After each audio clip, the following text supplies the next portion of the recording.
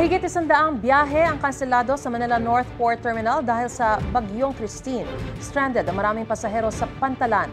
Yan ang unang balita live ni Bea Pinlac. Bea!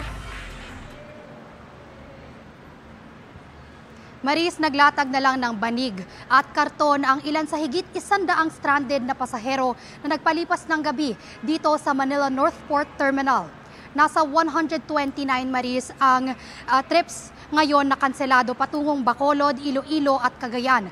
May ibang pasahero naman na hiniwalay sa arrivals area ng port at kabilang narito ang ilang PWD, bata, buntis at senior citizen. May ilan tayong nakausap na senior citizen na piniling dito pa rin sa Porters area magpalipas ng gabi sa takot na baka mahiwalay daw sila sa kanilang pamilya.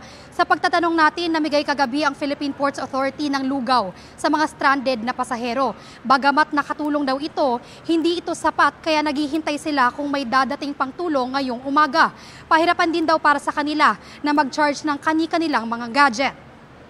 Maris, ang ilan sa nakausap natin nakapag-rebook na ng kanilang biyahe, hopefully ngayong araw, pero nangangamba pa rin sila na dahil nga sa masungit na panahon bunsod ng Bagyong Christine ay makansela ulit ito. Yan ang unang balita mula rito sa Manila.